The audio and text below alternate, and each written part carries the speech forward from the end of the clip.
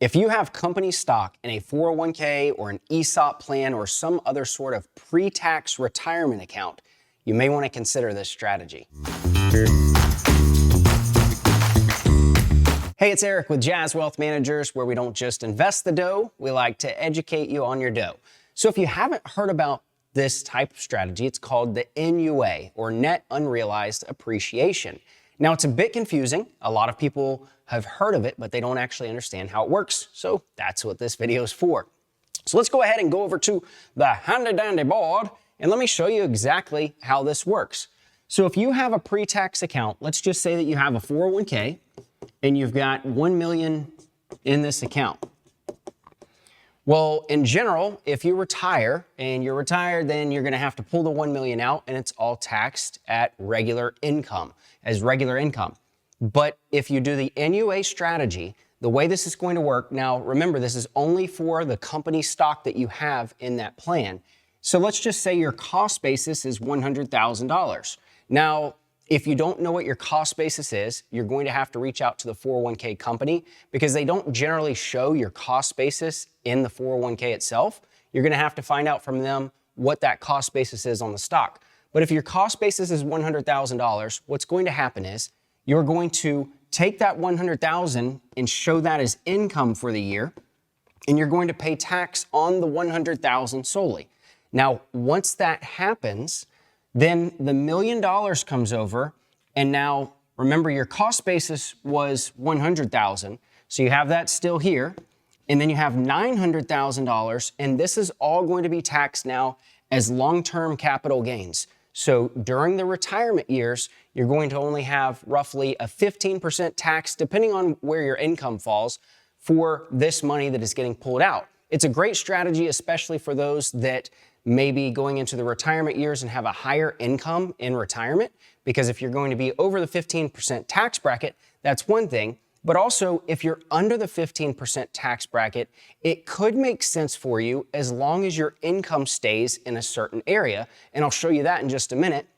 Now, one thing though that you have to think through with this, where it may not make a lot of sense, is if your tax bracket's gonna be around that 15% no matter what, maybe it doesn't make sense to do this. Sometimes you're having to think through, maybe it's not just for you, but for an inheritance perspective. If it's for an inheritance perspective, it may still make sense to do it, because of the fact that if you're passing down $1 million in a pre-tax 401k account to your child, well, unfortunately now, the way the rules work, they have to drain that down within 10 years and pay all of the taxes. Well, if you have done the NUA strategy, that's not going to be the case. Now, they don't inherit this with a step-up basis like most people would think that you would get with a regular taxable account. But when you do inherit this money, it is going to still be that you get the step-up, or you get the cost basis here, but then anything that's left, you still have the capital gains on, but they're not forced to be able to take that money out on an incremental basis or through 1 to 10 years like you would here. And so I know that's a lot that I went through on that, but let me show you a bit more, because this is also going to be something that you should consider. And that is, if we're looking here, this is the actual tax brackets for 2023 for if you are a single filer, married separately, all the different ones. But it is 0% tax on long-term capital gains if your income is under $44,625. If you're married filing jointly, $89,250. So you won't have any tax on any of this NUA money that I'm talking about over here if you fall under that income limit. So that would be a pretty sweet setup for you and a great opportunity for you. The problem comes into play where what people don't understand is with the long-term capital gains, they see this chart, and it looks as though with the chart is that, at 89,000 is when the long-term capital gains would actually kick in. That's not the case. If you're married filing jointly and your income at all in retirement is 89,000 or above, you hit the threshold. Now everything that you have as far as capital gains, long-term capital gains, is 15%. It's not tiered and broken up like it would be with your standard taxes. Dustin just made a good video on that as well, so if you haven't yet, check that one out.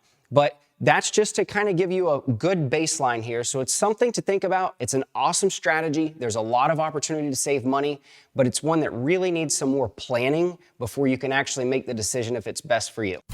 Thanks for watching. If you want to watch more FinTips videos, click here. Be sure to like and subscribe also.